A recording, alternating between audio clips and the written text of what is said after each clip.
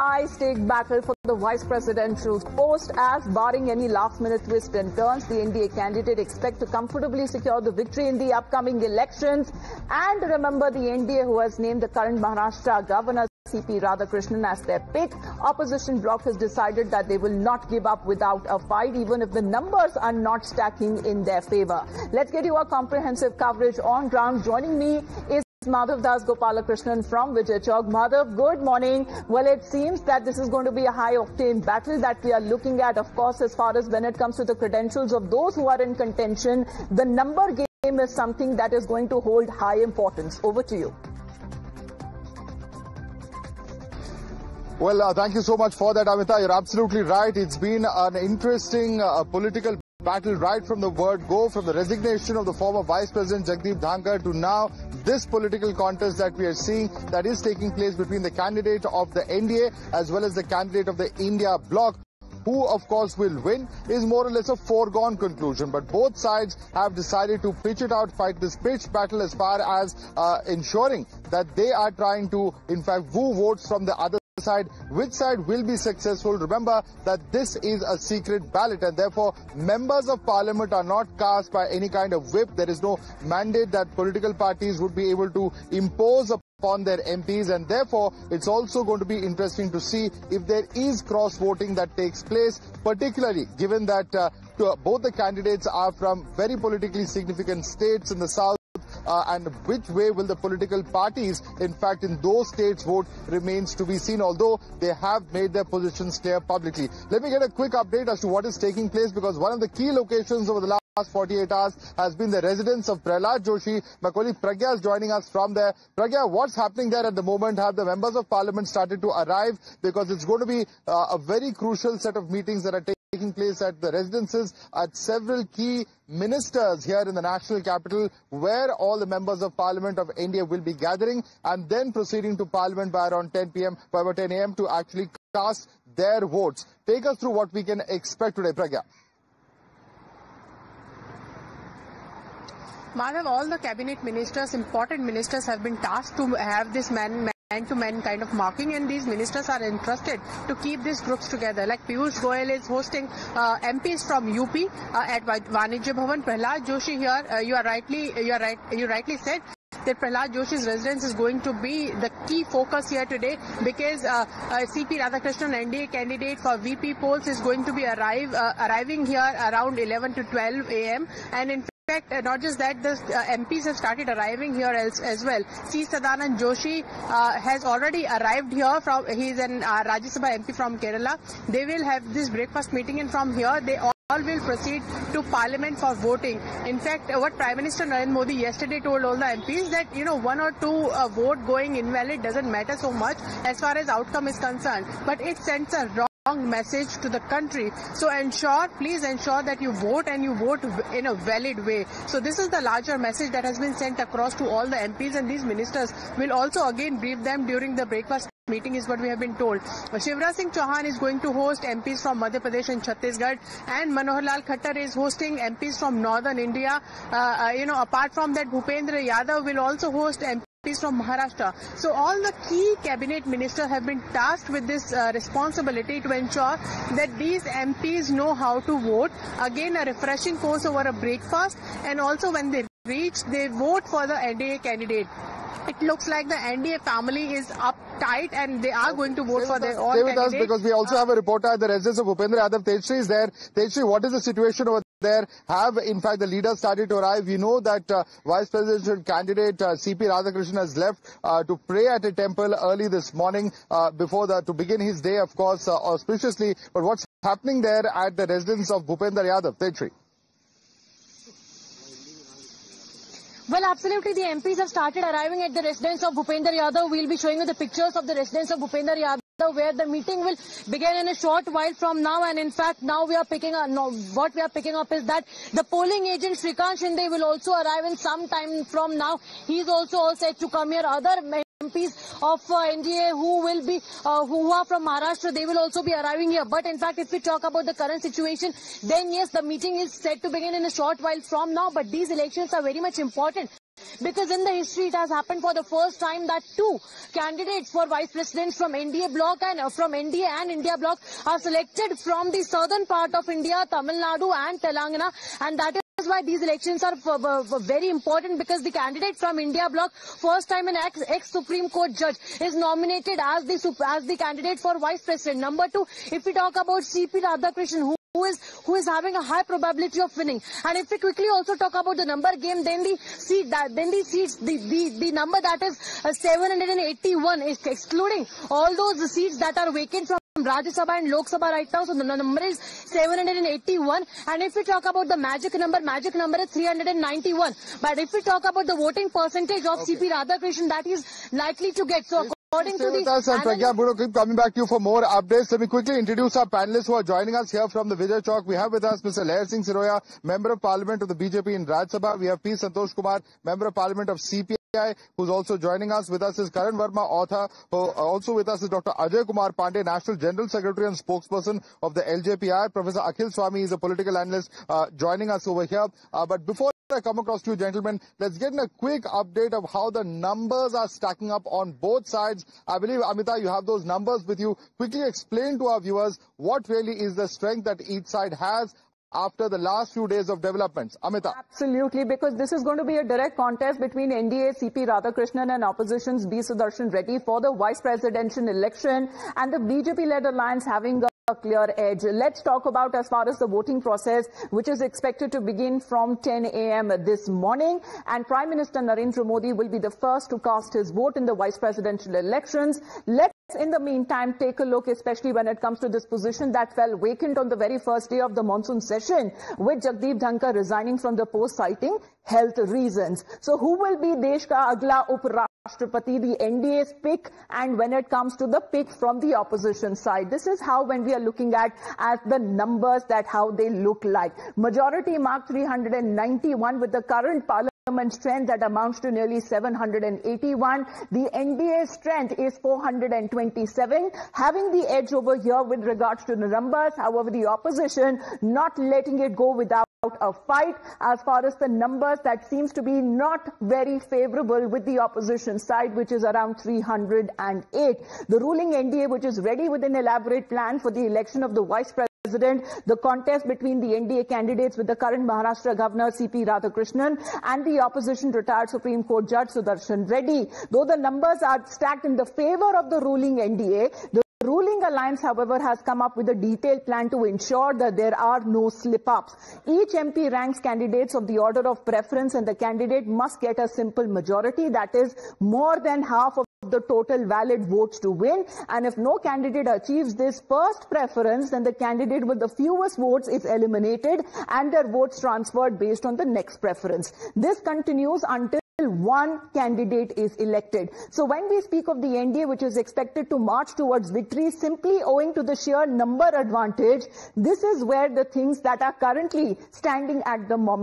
When we speak of the number game, current strength 781, majority one mark is 391, and the NDA strength currently is crossing the 391 majority figure with 427. Opposition bloc strength currently stands at 308. Now, when we talk about the two picks here, the total backing NDA, that amounts to the other political parties, that is Nitish Kumar's party JDU, that is TDP, which is Chandrababu Naidu, but there are other opposition parties as well, not part of the NDA, which are supporting C.P. Radhakrishnan. When we speak of 11 leaders from the YSRCP as well, B. Sudarshan Reddy, India Bloc 308, with the Aam Aadmi Party, the AIMIM and the Azad Party also lending their support. So the total backing still, despite that, when we speak of the numbers, currently favoring C.P. Radhakrishnan. So this is where, as far as the number game stack up, Madhav, because this is exactly when we speak of the opposition. They know that the numbers are not in their favor, but they are not ready to let go without a fight. Absolutely. And in fact, these contests are more symbolic more than anything else. But the fact is that what will happen on ground? Let's quickly open this up to all of our guests who are joining us here. Mr. Leher Singh Siroya, let me begin with you, sir. Sir, what really are you looking at in terms, and if I can request you to pick up that mic as well, what are we looking at in terms of the final number game? some possibility of cross-voting perhaps in Tamil Nadu or perhaps even in Andhra and Telangana this time around? Would you expect? देखिए, number game में हम नहीं जाना चाहेंगे। जहां तक हमारे उम्मीदवार का सवाल है, हमारे आदरणीय प्रधानमंत्री जी के नेतृत्व में एनडीए ने ऐसा उम्मीदवार चुना है जिसका समर्थन डीएमके ने भी किया है, शिवसेना ने भी किया है, झारखंड मुक्ति मोर्चा के लोगों ने भी किया है और संतोष कुमार जी हैं, हमारे कई साथी जो कांग्रेस में है और इंडियन अलायंस में हैं, उन्होंने मुझे व्यक्तिगत रूप से कहा है कि आपके उम्मीदवार को लेकर के संतुष्ट हैं। मैं समझता हूं कि ऑपोजिशन ने एक ऐसा अवसर खो दिया जब आम सहमति से हम उपराष्ट्रपति का चुनाव कर सकते थे और ऑपोजिशन की भावना को ध्यान में रखते हुए हमने एक निष्पक्ष और अच्छी छवि वाला उम्मीदवार हमने चुना है। तो राधा कृष्ण इसलिए जाने जाते हैं, जहां भी गए, झारखंड हो चाहे महाराष्ट्र हो चाहे जहां भी तेलंगाना हो, जहां भी गए उन्होंने अपनी अच्छी छाप छोड़ी, निष्पक्षता की। और let me bring Mr. Santosh Kumar. You agree with that? Is it a foregone conclusion? What's going to happen in this election? It's a foregone conclusion. Everyone knows that. The point is that what necessitated this election? I was patiently hearing what my senior colleague of the BJP is saying here. Then he should explain what happened to Mr. Jagdeep Dhangar. What compelled us to conduct this election at this point of time? Jagdeep Dhangar is not visible to say anything, and those who made him the vice president, stating these types of reasons, are not saying anything. So that is something, foregone. Now the point is that this is a very tough fight. Whoever wins, it will be a narrow escape. Why I am saying, in 2017, the margin was 276 votes, 272 votes. Venkaiah got 272 votes, more than Gopalakrishna Gandhi. Last time it was a thumping majority, 346. Now let us check. Even if C.P. Radhakrishnan wins, it's the majority, the margin will be less than 100. This is the reality. And Sudarshan Reddy has become the cementing factor of our parties. India Alliance plus other parties like Aam Aadmi Party. So we are in a very positive mood. This will strengthen our ongoing fights. Okay. Karan Verma, is that significant? Is this going to be more than just symbolic, because it's bringing all the India Alliance partners back together, and not just Aam Aadmi Party? You're seeing Asaduddin Owaisi, you're seeing Chandrasekhar Azad also come back and gravitate towards the India Alliance candidate. Is that true, what he's saying on ground? At best, Madhav, this could have been a symbolic battle, as you rightly put out, but I think they've completely failed insofar as putting a symbolic candidate also is concerned. They've always advocated for PDA and backward Rajniti and all of that, and yet they could not even come up with a candidate from the OBC or the Dalit background. BJP, surprisingly, the NDA has come up with one. Then another thing, there are too many skeletons in his closet. We can't deny that. Justice Reddy, just so your audience knows, he was Goa Lokayukt. And who sat in his protest at that time and called him Manohar Parikar's yes man? It was the Congress party. It was the NCP. So this man, if anything, saying that he's been a constitutionalist and a liberal, he's been liberal to the cause of the Union Carbide employees, where he dismissed the curative petition asking for a harsher punishment. So there are too many skeletons in the closet. This is a foregone conclusion. They could not even put up a proper symbolic battle as far as I see. And as far as cross-voting goes, it's always been the Congress party that has ended up as the loser in the cross-voting. Can we forget what happened with Ajay Makan? Can we forget what happened with Abhishek Manu Singhvi? So they don't have their flock together, and with BJD opting out and BRS opting out, I think the numbers are heavily in favor of the let me NDA. quickly introduce some of our other panelists joining us from outside. We have Dr. R. Rajgopalan, senior journalist, Dr. Anand Raghunathan also with us, Dr. Uday Nirgudkar and Abhinandita Mathur also joining us, who's national spokesperson of Aam Aadmi Party. Before I come across to you, ladies and gentlemen, quick response from Professor Akhil Swami. Do you agree with him when he says that this has not been even a symbolic battle? In fact, the track record of Justice Reddy is very well known. The BJP has gone to a large extent. We've seen a statement of the Home Minister also talking about the kind of controversial positions that have been taken by Justice Reddy when he was serving in the Supreme Court. Your response, Professor Swami. The first question is, in my opinion, it's not a symbolic fight. It's a fight of principles. I do not know who will win. I know who should win. See, the forces who are fighting against the treatment that was meted out to the farmers of India and the treatment that was given to Agniveers, and all the papers were leaked, and the type of the atrocities we have seen, and right now the explosive revelations made by Rahul Gandhi as to what happened in Karnataka, and within 2 days you will get to know as to what happened in Haryana, what happened in different parts. I do not know. Rajya Sabha members are fine, but Lok Sabha members, I want to know as a citizen of this country, whether they have been legally due diligently elected, or they have been elected by the Election Commission of India. Okay. You want to quickly respond to that because you come from Karnataka. Rahul Gandhi has been able to expose the electoral process. Mike, sir. अभी जो स्वामी जी ने कहा उन बातों पर मैं नहीं जाना चाहता क्योंकि हमारे पास कहने के लिए बहुत कुछ है, लेकिन आज ऐसे मौके पर जब हम उपराष्ट्रपति जी को चुनने जा रहे हैं वो सर्वमान्य है। और जैसा आपने उन्होंने कहा कि अगर उन्होंने सिंबॉलिक फाइट अगर कोई फाइट देना था तो अपने कद्दावर किसी नेता को खड़ा करना था। हमेशा मतलब भेड़ की ही बलि दी जाती है, हमेशा उनको कोई न कोई बलि देने के लिए मिलता है। इस बार सुदर्शन रेड्डी जी के रूप में मिला, ये दुर्भाग्यपूर्ण है। अगर वास्तव में ये सीरियस होते, इनका कोई लोकतंत्र के प्रति इच्छा ये होता तो एक अच्छा दमदार उम्मीदवार खड़ा करते। कई लोग इनके पास हैं, लेकिन मुझे लगता है कि आपस में इनमें कहीं नहीं बनी।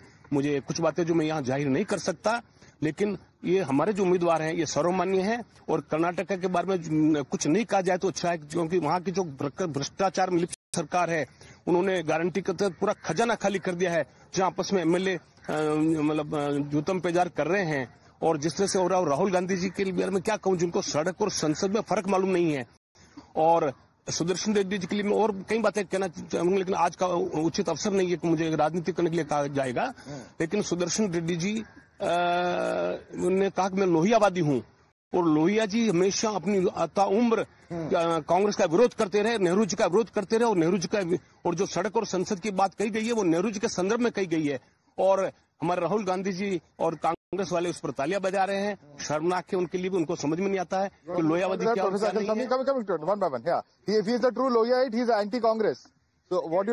मैं भी लोहियावादी हूँ और लोहिया जी का भाषण सन 1962 में सुना था, तब 10 साल का था।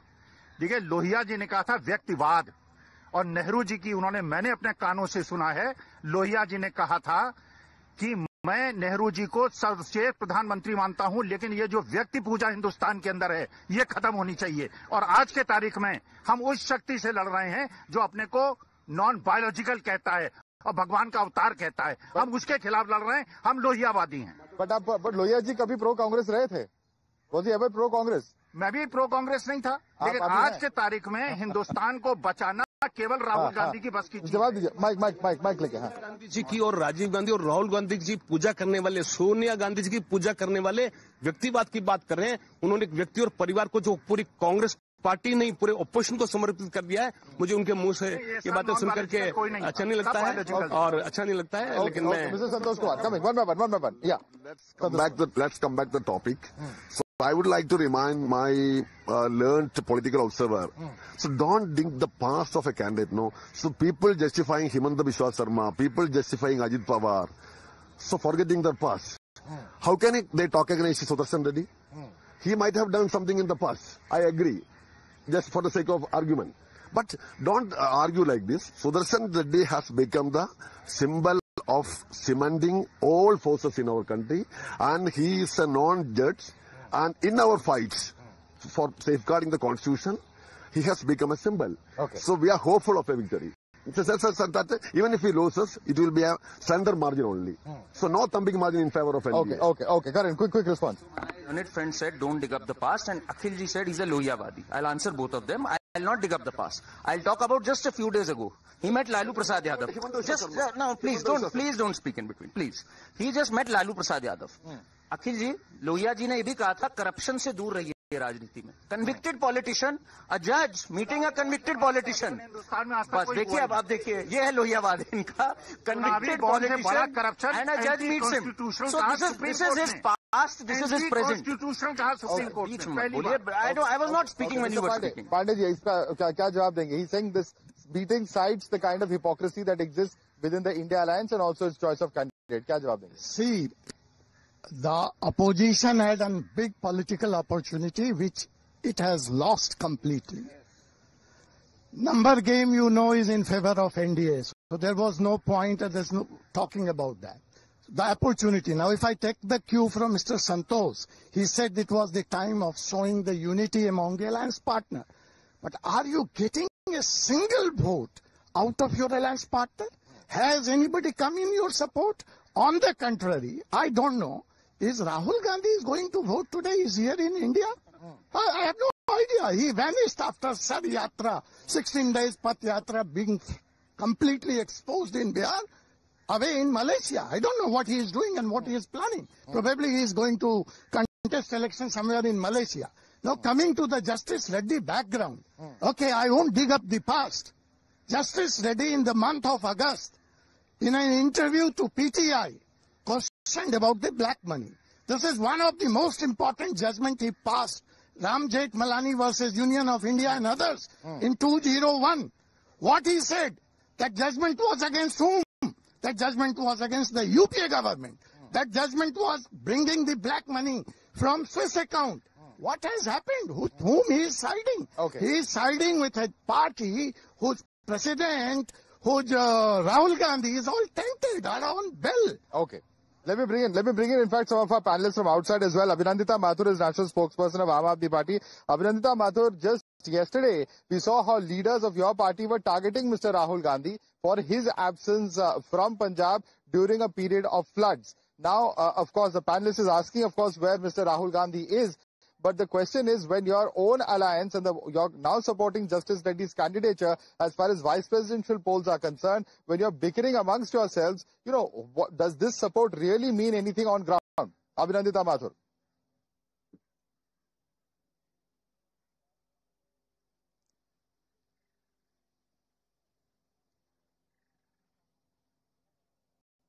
Please unmute yourself and speak, ma'am. Thanks.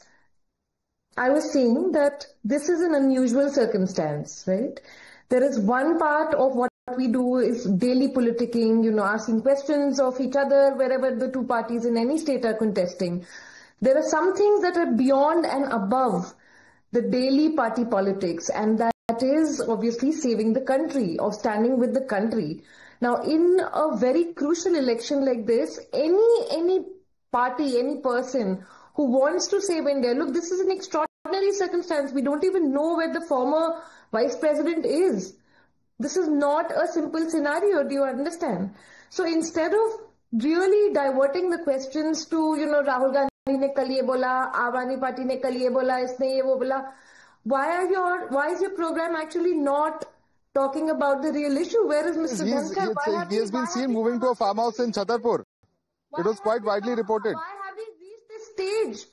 Why are we having to have this election? I think those are the questions that you should be asking. That's the question that India wants to know and answer to, you know. So please help and ask the BJP what happened with Mr. Dhankar. You know, it's a good morning. You must start with that. Let's pay our honors to the very important chair of the vice president, and we must ask, where is Mr. Dhankar? Leave alone what will happen in this election. You know, I hope that this is not as embarrassing for the BJP as the Chandigarh mayor polls were. So this is where we stand, and we genuinely hope that, you know, this sends a message loud and clear to the BJP that not everybody is going to be scared of you. That not when it comes to the country, everyone will come together. All like-minded, all patriotic people will come together and question the BJP. Let me bring in Mr. R. Rajgopalan on this. Mr. Rajgopalan, is there any comparison between the Chandigarh mayoral polls and what's happening behind me in Parliament today as far as the vice presidential polls are concerned? Because Aam Aadmi Party is saying we must remember what happened to the vice president in the first place, which necessitated this election. Madhav, you ignore these arguments are all rubbish arguments, because this morning, Mr. Rahul Gandhi returned from Malaysia. This morning, he is in Delhi. And moreover, you talked about where is Dhankar. We all asked, just now Pandeyji asked about where is Rahul Gandhi. Apart from that, now today it's going to be an ideological battle. It is Sanathan versus Maoist. And I'm sure Mr. C.P. Radhakrishnan, who has gone to the Ram Mandir today morning in Lodi Road in Delhi, that also shows that he is for Ram Mandir. And he is going to be the RSS Sevak. He is a OBC face. Why can't opposition parties field one person from OBC, from Bihar? Why should they choose from South India? They want to have this type of politics. Apart from that, I also put one question to the opposition. Will Rahul Gandhi, or for that matter, Madam Sonia Gandhi, agree that the Rajya Sabha will be allowed to function? Because most of the Rajya Sabha members are dance on the table, dance on the seats, they tear out the papers, and hooliganism, rowdyism is being played into Rajya Sabha. Will they stop it? India Alliance because they mocked the Prime Minister, including Mr. Opposition Leader Mr. Mallikarjun Kharge. He should give a word to Mr. C.P. Radhakrishnan saying that we will conduct the House in a peaceful manner. There won't be any pandemonium. There will be debate, not disruptions. That assurance opposition should give because all right. Will that assurance come in is a big question. I'm going to request all our guests to stay on with us. We're going to slip into a very quick break, sir. A quick, break over there. I'm going to come back to you with more updates because the members of parliament have started arriving at the residences of top cabinet ministers, and soon after that, the next 2 hours, they will be arriving here in Parliament, of course, to cast their vote. The Prime Minister is expected to cast his vote as well at 10 a.m. Will be very, very crucial set of developments that we will bring you the fastest updates and the biggest of analysis right here of Times Now. Stay tuned.